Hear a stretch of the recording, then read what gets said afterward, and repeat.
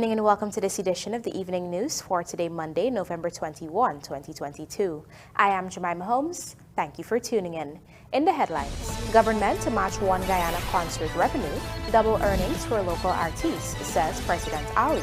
Linden teacher stabbed to death by child father. West Coast Demerara man nabbed with cocaine as CANU arrests 3 others with $5 million in GANJA. Government taking careful steps to avoid overspending Dutch disease, says President Ali, and 2 more die from COVID-19, 4 new cases recorded. Now for the news in detail. We begin tonight's newscast by telling you that President Dr. Irfan Ali has announced that all 89 local artists who participated in the recent One Guyana concerts will have their payments doubled, with the state contributing $6.9 million to match the revenue generated. All of this, he said, is testimony to the government's commitment to the arts. Here is Gerald Bryan with the details. The announcement was made by President Dr. Irfan Ali during a meeting he had with a plethora of artists at State House on Monday. He informed them that the One Guyana concerts, a feature of the recently concluded Cricket Carnival, generated $6.9 million in ticket sales. All of this money will be split between the 88 local artists who participated. However, the president announced that the government will match this amount, doubling artists' pay. Every single cent in revenue, $6.9 million, went to those 88 artists, ranging from between $100,000 to $300,000, as promised.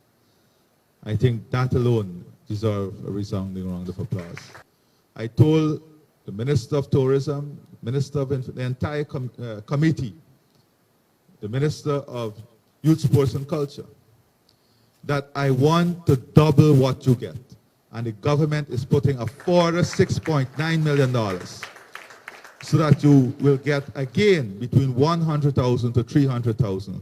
Some people will get $600,000. The lowest person will now get $200,000, including the $100,000 you got before.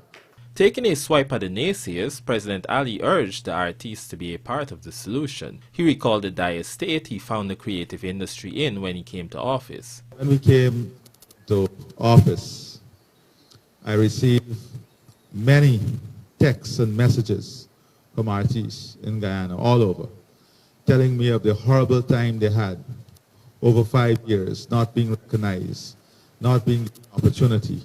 We hosted Cricket Carnival, building a new product for Guyana, and yet you have some gripers who exist who can never see the positive development, who can never see Guyana in the way in which we all should see Guyana, uplifting. But you have to be part of the solution.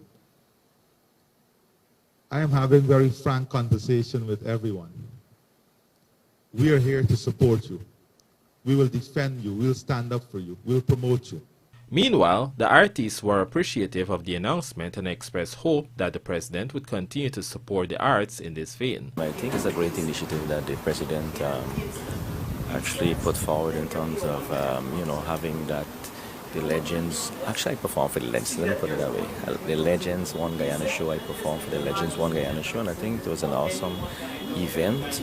I want to say thank you for the president and for making this initiative and for supporting us in such a big way. And I'm hoping that moving forward we see so much more coming out from the government, supporting the artists in ways of which we can earn more, so that we can do our music, we can do our own videos and everything. I like the fact that the president is highly supportive of Guyanese artists and the creatives and what we're doing. And I guess this check, I know that this check will help to improve the lives of artists.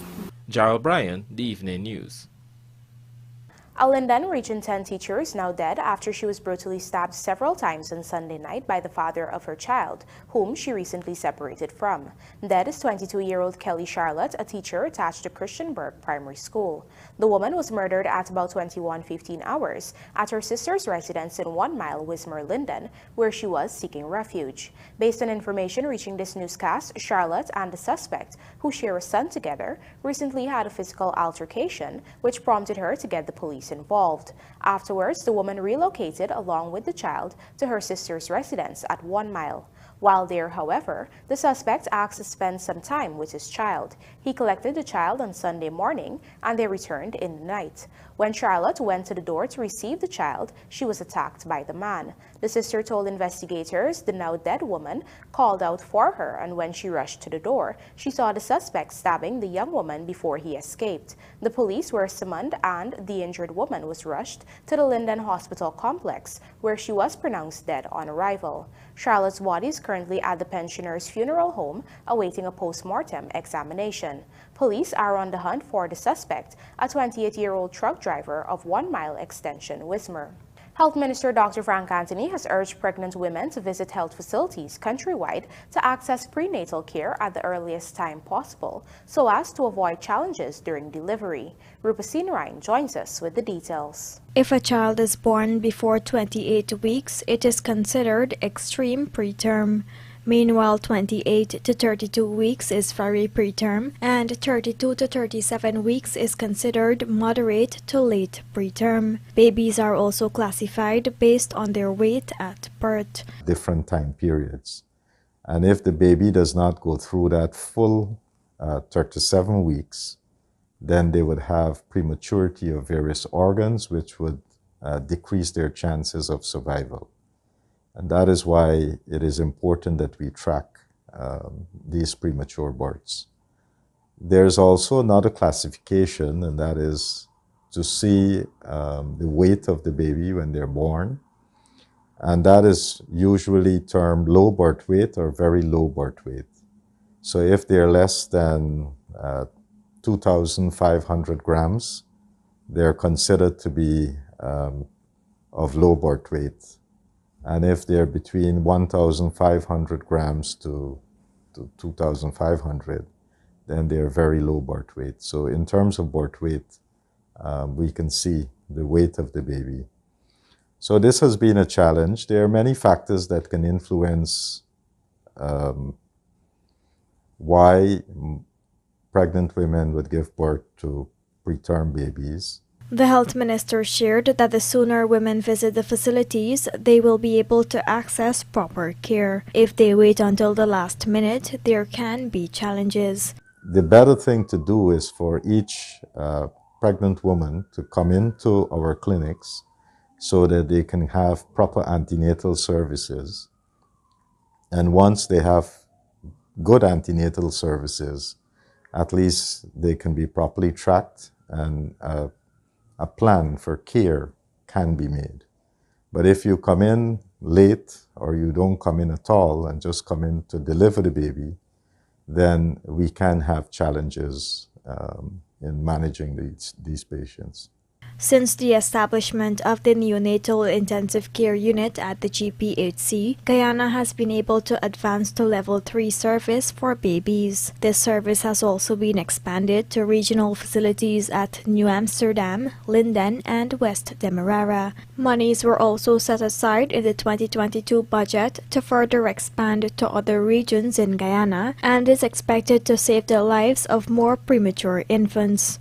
Rupa Sinarain, The Evening News. Cautioning that Guyana must be careful to avoid overspending now that the country has oil revenue, President Dr. Irfaan Ali has assured that his government is taking steps to avoid the Dutch disease. Here is Gerald Bryan with more.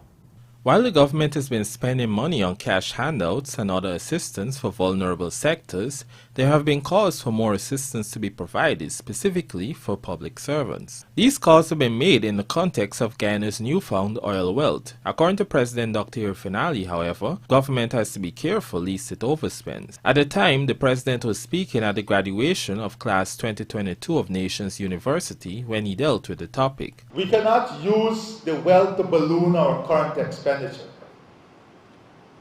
Because if we balloon our current expenditure, then you have to find revenue to sustain that in an annualized way.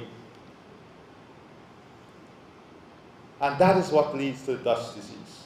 Only last week, President Ali announced an 8% retroactive increase for all public servants. But according to the head of state, if public servant salaries greatly exceed that of the private sector, this creates an imbalance in society.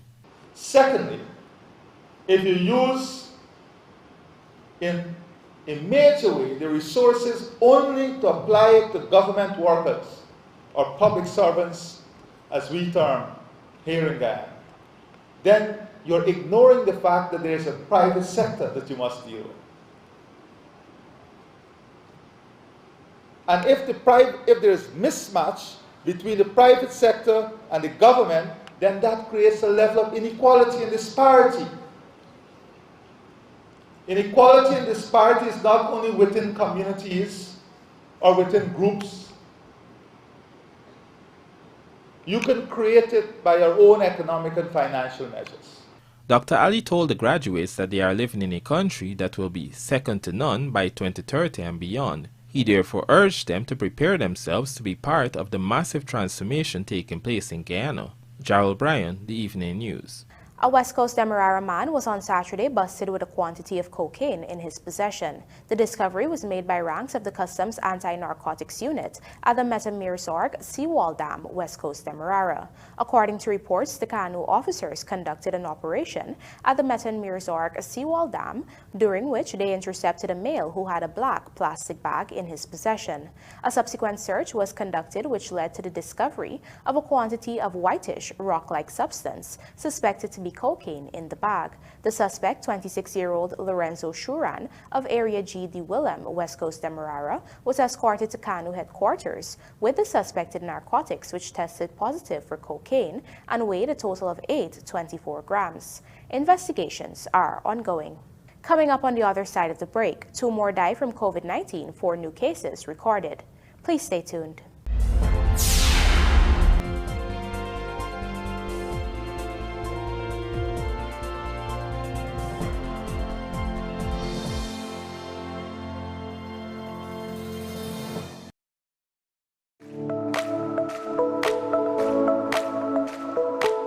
Optic offers great patient care that is tailored for my entire family. At Optic, a wide selection of affordable optical frames and optical services are available to fit your budget. At Optic, my family is provided with comprehensive eye examination and access to their ophthalmology services, all under one roof.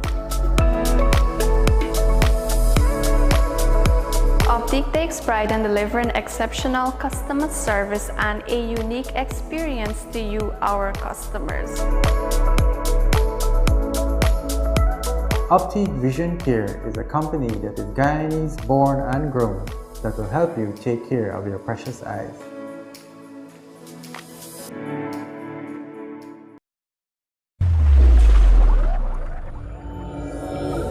SuperBet, com certeza a sua melhor escolha. Com mais de 200 jogos online com SuperBet, você aposta para ganhar. Cadastre-se hoje, tá esperando o quê?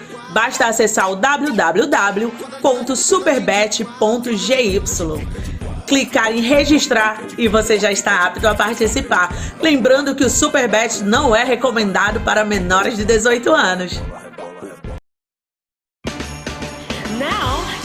Have another reason to shop at Gafours from now till Christmas. Gafours has launched its 7-car promotion with over $30 million in prizes to be won. With any purchase of $5,000 for self-service or $100,000 for wholesale customers, you have a chance to enter any one of our 7 branches. This promotion runs from September 9th to December 29th. For more information, visit our Facebook page at Gafours or contact us on 223-9896. Gafours, the name you can trust.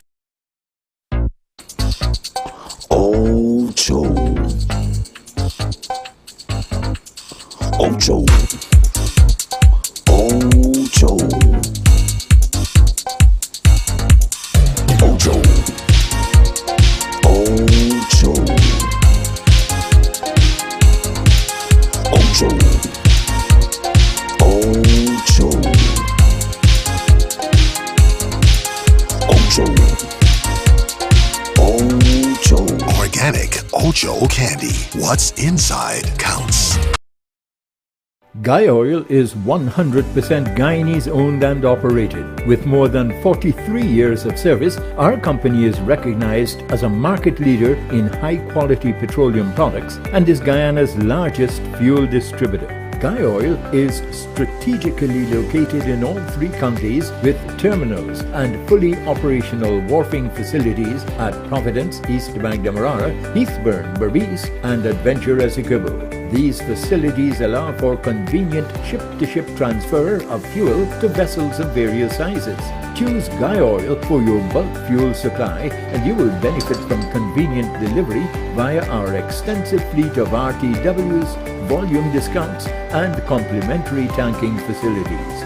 Guy Oil is owned by the Government of Guyana and all profits are used in Guyana for the benefit of Guyanese. Choose Guy Oil for all your fuel needs. Guy Oil, excellence in service.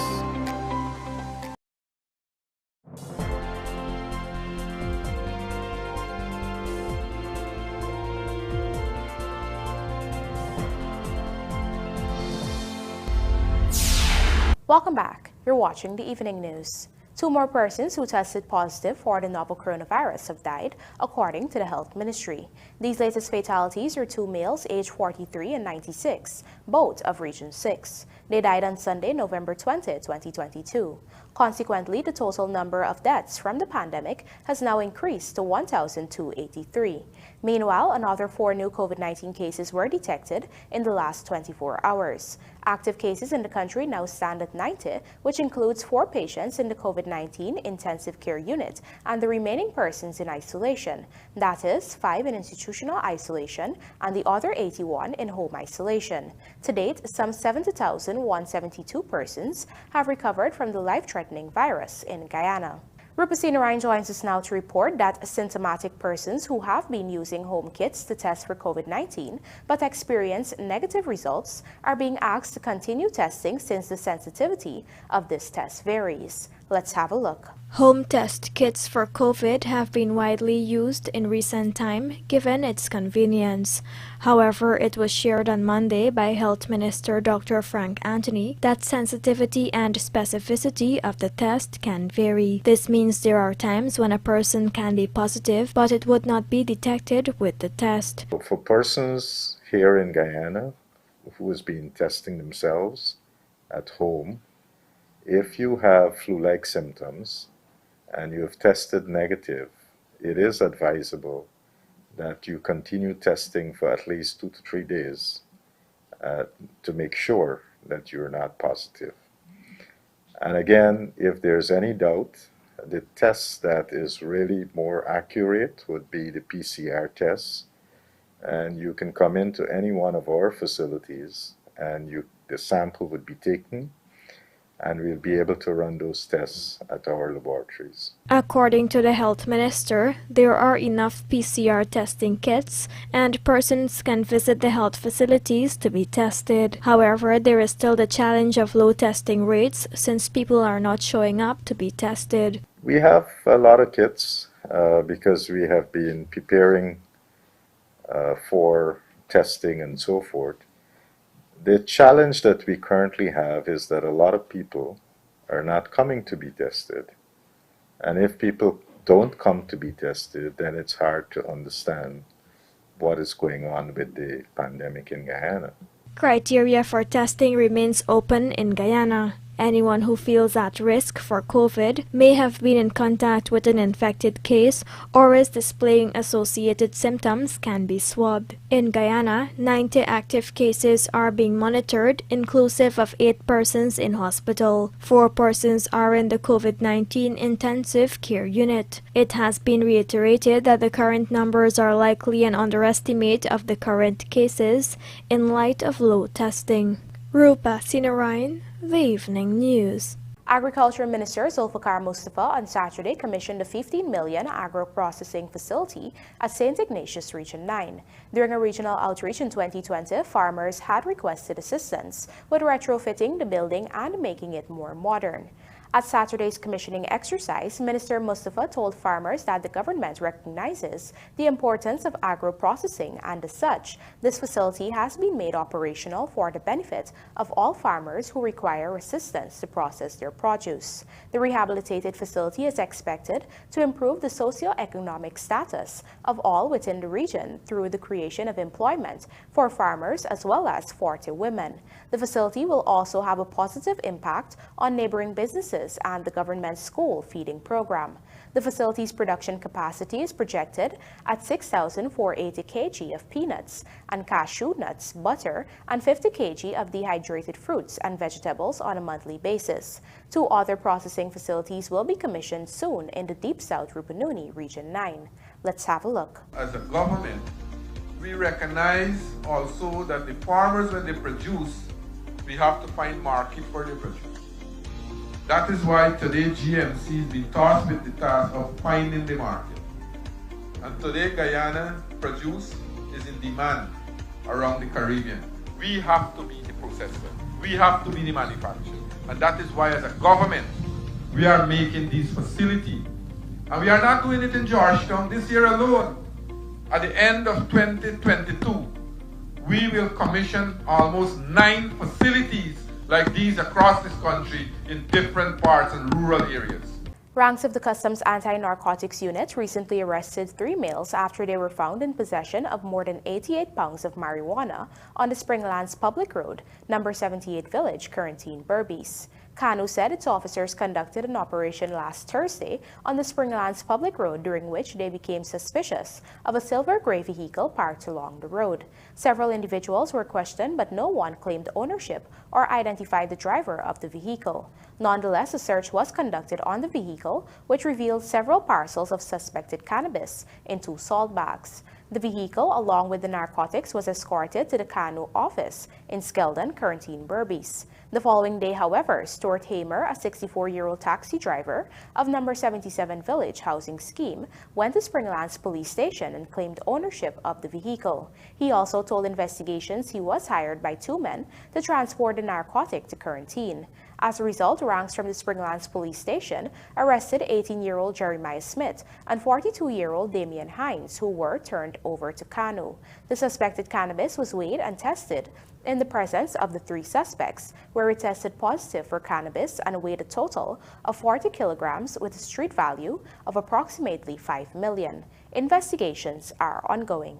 As Guyana embarks on a transformation of its infrastructural landscape, President Dr. Irfan Ali has underscored the need for a total revamp of the various services being offered in the country.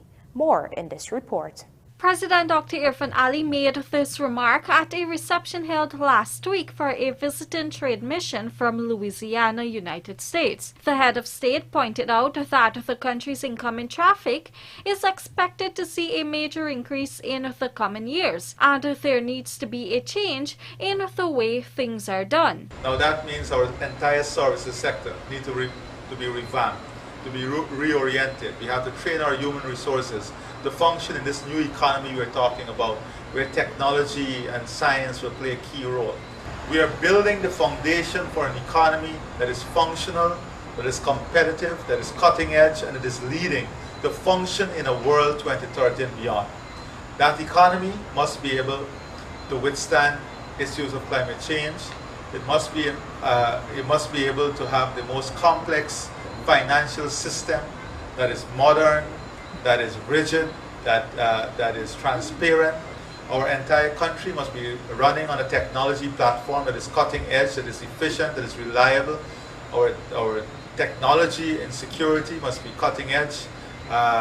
Everything that we do is positioning Guyana to be at its cutting edge in all the different sectors. According to Ali, there will be infrastructure that will remove a lot of the subjective way of doing business. In fact, he pointed out that one of the things government is looking to have technology do is to remove the human subjectivity at making decisions. So everything must be system-based and institutional-based. So the system is what develops the results, and not based on the discretion of someone or the mood of someone. Only 2 weeks ago, the head of state announced that by the end of 2022, a single window approval system for construction permits will be activated, thereby removing the hurdles and consolidating several interagency procedures into one application document. The Housing and Water Ministry has already held consultations with agency heads last month on the introduction of this single window system to make issuing planning and building permits a smoother process. Reporting for Evening News, Vanu Manakchand. Public Works Minister Juan Edgel is encouraging men to take an active approach in becoming good men and leaders in society. Andrew Carmichael reports that the minister made the call as he launched Men on Mission in Region 5, while Senior Finance Minister Dr. Ashni Singh simultaneously rolled out the initiative in Region 6, where he said the movement will ensure that men in Guyana are fully on board with the National Development Agenda and play their part in ensuring the minimization and eradication of the social ills in society. Here is more. Men on Mission initiative seeks to provide a platform for positive change. It is targeting 1,000 men in leadership roles across the country to work in communities to uplift those men emotionally and socially affected.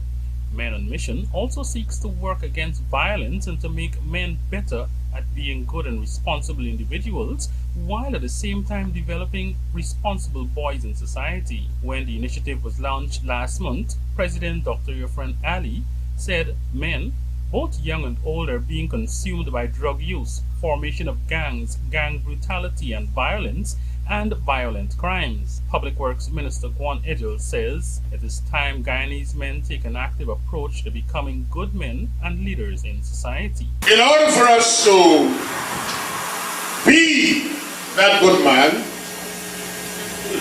we must first acknowledge that the examples and that which has occurred in the past is not necessarily a model we want to buy for the future.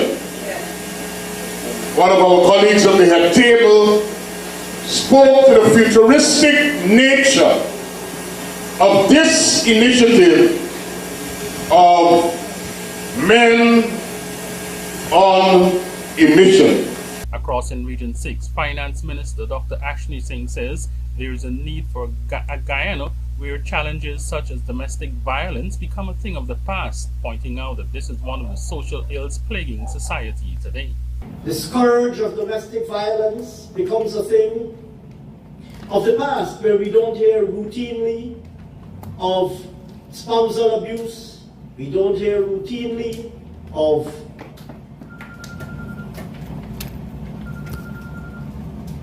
abuse against our children, where we don't hear the stories that we hear of today of family and social problems that are inflicted by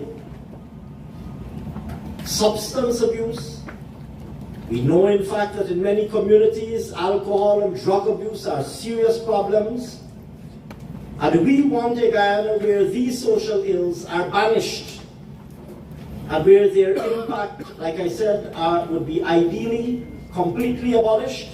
For this to happen, he says, there is a need to ensure that young men and boys are instilled with the right values in society and are inspired to realize their full potential. According to Dr. Singh, this can come from multiple sources, including the religious community, which has an important role to play in this movement. Andrew Carmichael, The Evening News.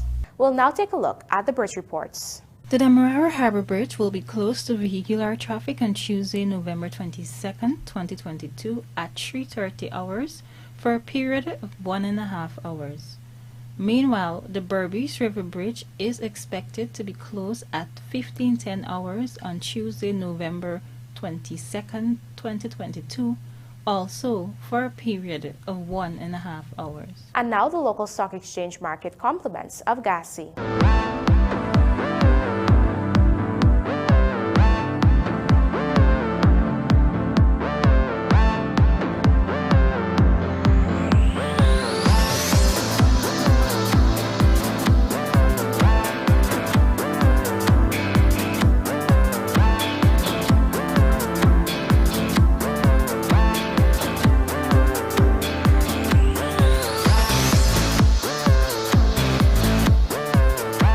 Nicholas Puran steps down as West Indies white ball captain. This and more coming up in the Sportcast, sponsored by MacCorp.